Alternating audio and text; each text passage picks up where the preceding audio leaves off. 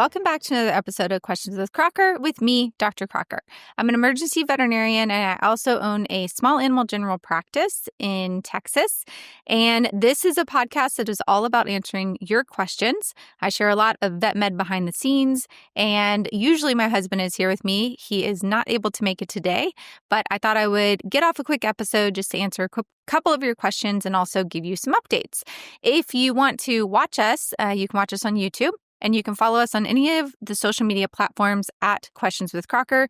You can submit your questions. And then if you're listening to this episode and you want to actually text us during the episode, you can. At the top of the episode podcast page, there's actually a little text message feature. So kind of fun that you can give feedback while you're listening. Maybe you hear something that really resonates with you. Maybe you hear something and you're like, that's not my experience, and you want to share it.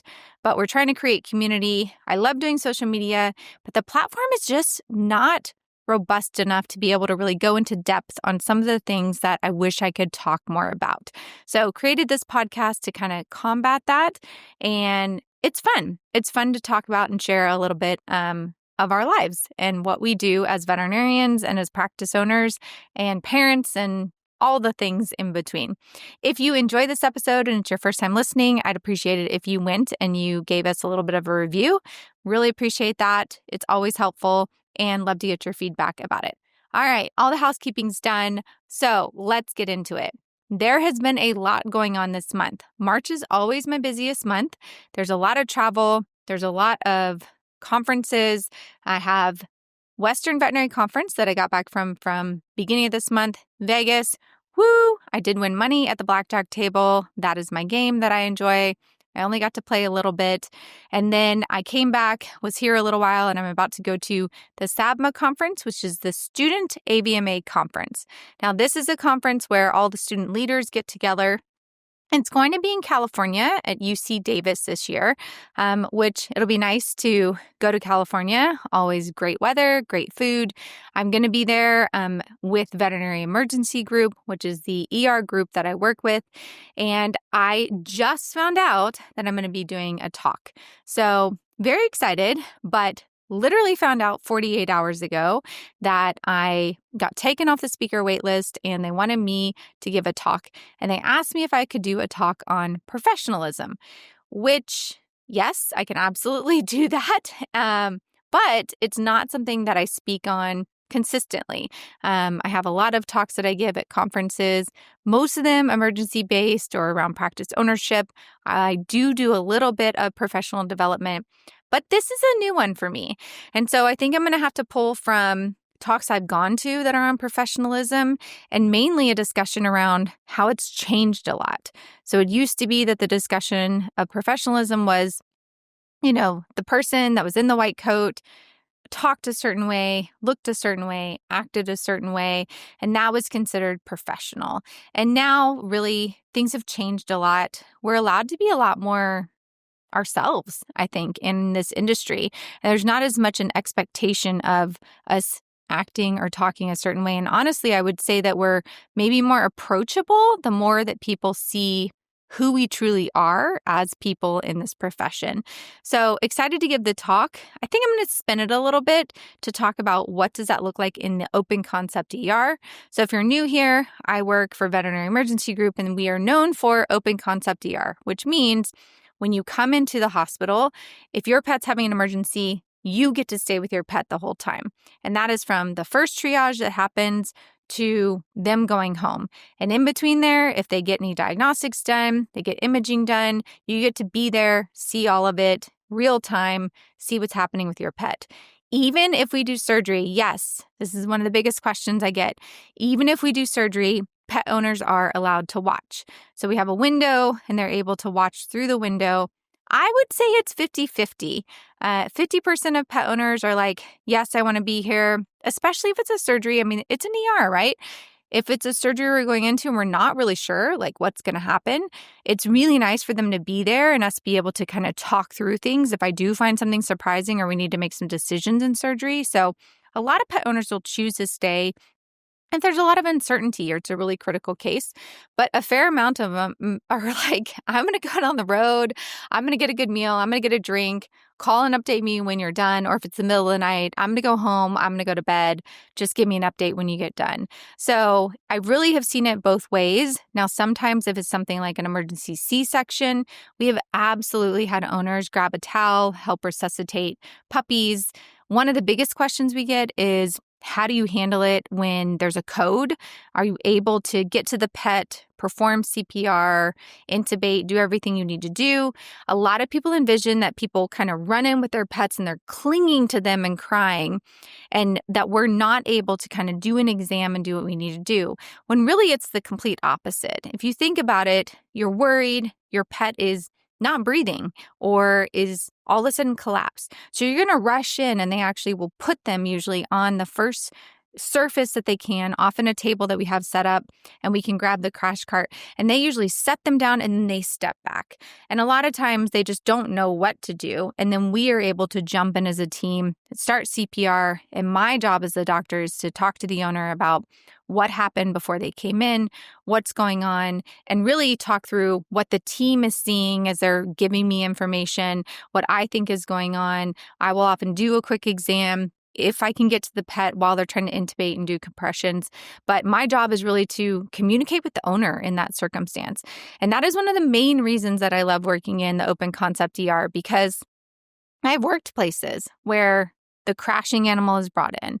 It is taken to the back. And in the back, and yes, I did air quotes, there's who knows what going on in the pet owner's mind. Now, we know as vet professionals, we know it's taking a ton of people that are gathering around this animal and are trying to get a catheter in and are assessing it and are running fluids if they do get a catheter in, or giving drugs and is doing chest compressions and is intubating. And all these things are happening, but a pet owner doesn't see it, so they don't understand. And so in the flip side, an open concept where they are able to see everything, I see a lot of pet owners obviously still devastated, but kind of understand more what we do, what our capabilities are, and how hard we truly try to save their pets. And I think that that's one of the most valuable things. And I'll have a lot of owners say, I never realized what went into CPR. I never realized, how much you do. And then if we don't resuscitate their pet, which the chances of doing that, even if you do everything perfect, are pretty low. Even if we don't resuscitate them, they see how much went into it and what the effort is. And so instead of you coming back and saying, your pet's still not breathing, do you want us to continue CPR? Or they don't have a heartbeat, do you want us to continue?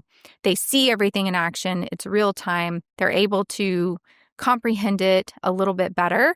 And so when it comes time to call it, or if the pet doesn't make it, it's almost like they've had time to process really what's gone on, and to comprehend a little bit better how much we were able to do and how much we tried to save their pet. So it's a pretty big difference in the experience. That's one of the biggest parts of the open concept ER that I see. And I really think it's one of the more powerful parts of it. And a lot of people, it's so funny still, when I talk about working in an open concept ER, so many people say, well, that doesn't work. And they just flat out deny that it could work in any way or there could be any value to it. And so a lot of times I will make the analogy of working in an open concept small animal ER is very similar to doing equine ambulatory medicine. So I would go out in a truck, I wouldn't know what to expect, and I would do everything in front of an owner. And large animal people in general tend to get this. You do everything in front of the owner. The owner's assisting with it half the time. You're explaining what you're doing, why you're doing, how the owner can help. And so it's not as hard for them to understand what's going on with their horse or why you're making the recommendations you're making, because they're seeing everything in real time and they're understanding better what you're seeing and why you're coming up with the plan that you're coming up with. And so a lot of people that work in equine or large animal kind of get the value of that communication and that efficiency. And so that will sometimes help people understand it. But bottom line, I say it's working. There's over 100 locations, and it really is a valuable thing that's changed our industry a lot, changed the way that we service pets and their owners, and change the way and the transparency that's out there. And so I have worked with them for 3 years. I'm a firm believer in it. I love it. But it's just funny to me when people straight up deny and say, that can't work. and the company has grown the way it has, obviously something's working. And that's pretty much where I'll end it, with people that are just straight up deniers of it. Now, the other half of my veterinary life does revolve around my general practice that I own, Alta Vista Animal Hospital. And we have some exciting updates with that. I think I said in a previous podcast that we are going to be adding a new vet to the team. Very excited about it, because all over social media, Facebook, different veterinary sites, I will see people saying, I can't hire. I've been trying for years. So I'm very happy that we've been able to recruit people and great people to add to our team. But along with having a new veterinarian means we have to add additional support team members. And we're kind of restructuring a little bit like the way that our team works as a whole, and our flow. And so because of that, we're looking to add a full-time CSR.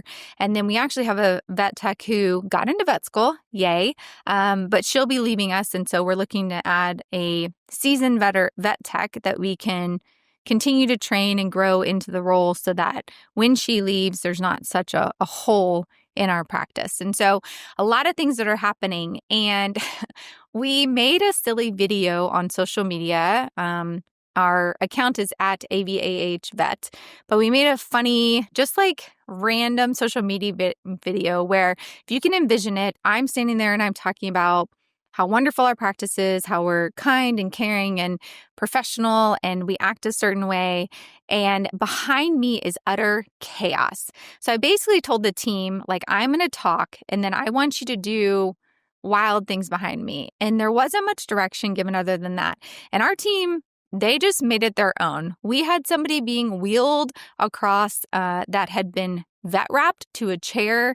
We had them trying to get the clinic cat off of the countertop or off the top of the cabinets, and everyone was trying to jump up there. We had things flying across the room. We had someone run through the room yelling. So obviously acting in the exact opposite way of what I was describing on the video.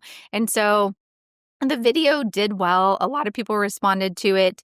And so we actually got a ton of applications for these positions, which I absolutely love. We also did put an ad on Indeed, and I made sure to make sure that it was hopefully going to reach a lot of people. And so we got a ton of applications. And for those people that have to do hiring in vet hospitals, you know how hard it is to get people who truly want to show up for interviews. And so a lot of people will apply for jobs, but not actually plan to like follow through with it. And so we got so many that I couldn't interview every single one of them.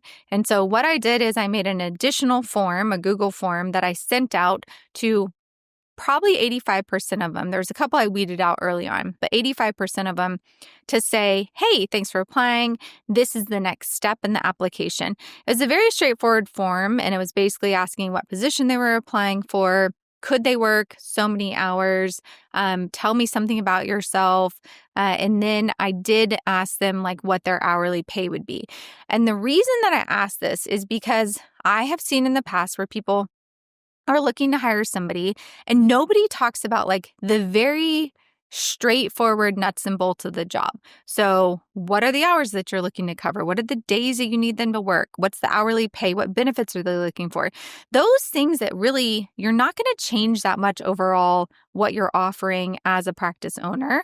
And they're not really going to change dramatically what they're looking for as an employee. So even if they're wonderful and you really like them as a person, if you're miles apart on the expectation of what the basics of the job are going to be, it's not going to work. So I'll see people waste their time by interviewing all these people that were never really aligned with them in the beginning.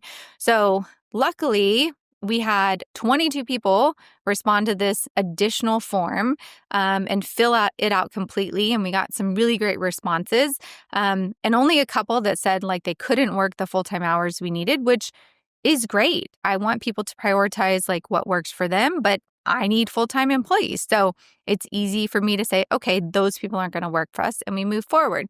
So after that, we decided we still can't have 18 people come into the hospital to interview in person. That would just take up way too much time and energy for our entire team at a busy vet hospital. So we ended up doing 20-minute Zoom interviews with people. So I sent a link for people to sign up on Calendly. And that way I didn't have to do too much work and they could fill in their spots. So we had 12 people who did that. So we've gone from like 50 applications down to 12, and people have had to go through steps. And my hope is all this will help us kind of figure out who actually will show up for an interview, who's actually really interested, and who isn't. But I do have a couple words of wisdom. We're talking about being professional earlier in this podcast. And I do think that varies, right? Like colored hair is acceptable. Tattoos are acceptable. There's a lot of things that are acceptable. I will encourage you, though, if you're doing a Zoom interview, there's some things to consider. One, you probably want to be in a well-lit space so that we can actually see you when we're doing the Zoom. Two, you want to actually make it to the interview.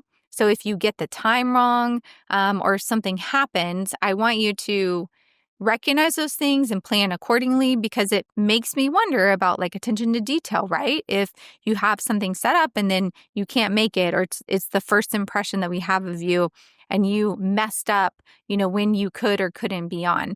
So those little things are kind of indicators potentially of how someone would be as an employee overall. And these jobs are very detail oriented. So I think having good sound, having good lighting where we can really see you, potentially, and this is just a thought, I would also make sure that, you don't have to wear scrubs, but maybe wear something that covers you up and isn't like a complete bathing suit top. And I know there's a lot of discussion right now on TikTok of what is corporate dress, what is appropriate, what isn't. And I'm not saying that there is or isn't, I will say that actually.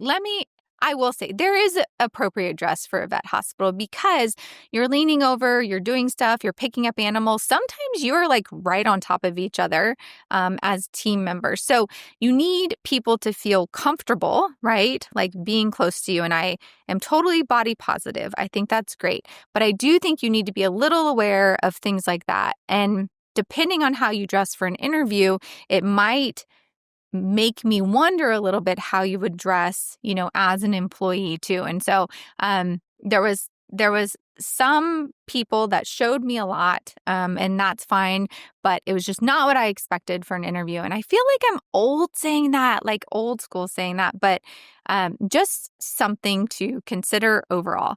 But it was great. And we actually found some wonderful candidates, which next we'll move forward with in-person interviews, which I'm kind of interested to hear what people think about this. I think it's important to do in-hospital interviews and kind of let everyone meet the person, especially with a small team. Make sure that it feels like you kind of can get along with everyone. I also think I'm naturally just drawn to people that are bubbly and extroverted like me, but not everyone needs to be like me. So I like to get everyone's input on who they meet and if they feel like they can sit in a call center with them or they can do rooms with them, and, what is the vibes overall. So I think it's important to have people visit your hospital and spend enough time there that the team as a whole gets input into who they are. And maybe you also find out if they say something inappropriate or not, and you kind of get a little more sense of who they are. So that is the next step. Very excited about it.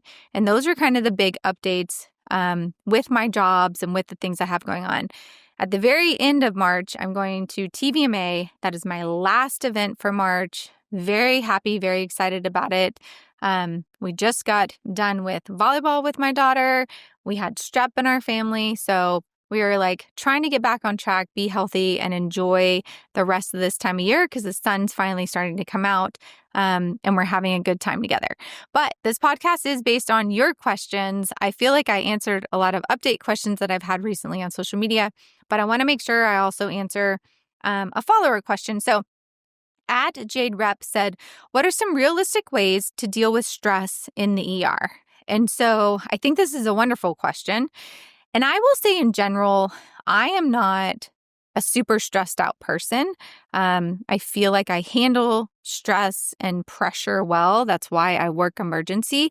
But certainly, when you work emergency that you're going to experience trauma, that it's going to be hard sometimes and it's going to be stressful. So I think there's a couple things that you can do before a shift, during a shift, and after a shift. So before a shift, I definitely make sure that I try to get decent sleep, bring a healthy meal or plan to, order a healthy meal as healthy as I can while I'm there. I really think it's important to be hydrated well, to have my caffeine. There's like little things that for some reason really set me up mentally for success when I'm on shift. This is weird. I have dry eye. And so I actually bring a humidifier that sits on my desk, and that really helps me and soothes me during a shift. I know it sounds weird and the team made fun of me at first, but now that I have it on there, they'll come and like put their face over it, and it will actually help them relax a little bit. The other thing I'll do is when I get on shift and I round and I kind of know what the cases are and I work overnight alone by myself, so I have the hospital, is I will make a list. So I will actually have a list. I have specific ways I do it and boxes that basically remind me I need to make sure I put in my physical exam and notes on this pet. I need to check the billing and I need to make sure to update the owner. And for some reason, it really takes away some of that mental load and stress when I have a list made of what I need to do while on shift. And then every time I check it off, it's like a little endorphin release that makes me extremely happy. While I'm on shift, if things start to feel chaotic and out of control, I will call an organizational huddle. This is like a quick 5-10 minutes. Let's look at the board. Let's see what pets are here. Who's in charge of what? Who right now needs hands to do A, B, or C? What is the priority procedure next? And we will get everyone together and everyone will kind of share in what they need and how we can support each other. And I think sometimes just voicing like things are chaotic and out of control, we need to get it under control, helps me overall to deal with the stress and anxiety that I'm experiencing. Now, sometimes you're going to have stress and anxiety. And so there's also breathing techniques that can help out. And I know that sounds crazy, but I learned a long time ago to breathe in through my nose, hold it, and then breathe forcefully out through my mouth. So I'll breathe in through my nose and I'll hold it for like 7 seconds. And then I'll try to breathe out for 8 or 9 seconds just to slow down my heart rate and try to bring me physiologically back to normal. And this is something that can be extremely helpful just to reset your brain and your mind. Another thing that's important is to realize if you take a couple minutes, if you take a minute to get a snack, to go to the bathroom, to do whatever, it's better for you mentally and it helps with your endorphin level and your cortisol level. So you really need to make sure that you don't think like, I'm so busy, I can't step away for a minute. You absolutely can, and your team can help cover for you. And it's important to prioritize yourself when able. A crazy thing I did recently is I actually brought a walking treadmill up to work. So at the end of the shift, when I'm really starting to struggle and slow down, I will put the walking treadmill under the desk. We have desks that lift up and down. I will raise it up and I will work on my notes while I walk. And I usually will get like a good 45 minutes to an hour of walking, kind of from like the 4 a.m. to 6 a.m. time frame, somewhere in there. And that really helps also me focus and decrease my cortisol levels. So it's weird stuff like diffusers and walking treadmills, but it's stuff that really can make a difference when you work in a high stress environment. After shift, I really prioritize sleep. I have a heated sleep mask that I put on. I have my diffuser next to my bed. I have curtains that I use that are darkening curtains for my room. I make sure I'm on Do Not Disturb on my phone. I have a weighted blanket. Like my room is like this cold cocoon that's perfect for sleep. And I make sure that I get enough sleep after a shift to reset. And finally, I go to therapy. I think it's really important when you work in veterinary medicine in general, where you experience trauma, to have somebody to talk to. So I have a therapist I don't see regularly, but I'm able to reach out to her if I'm struggling or having a hard time. And that has been a game changer overall. So those are some tips and tricks for dealing with stress in the emergency room. Hopefully this will help somebody. I really appreciate everyone listening. I know this is a lot of updates, a lot of info, but if you have any questions, make sure to reach out to me at Questions with Crocker. You can send us questions or feedback on the episode. You can give us a rating and you can watch us on YouTube. Thanks so much for watching and have a wonderful day.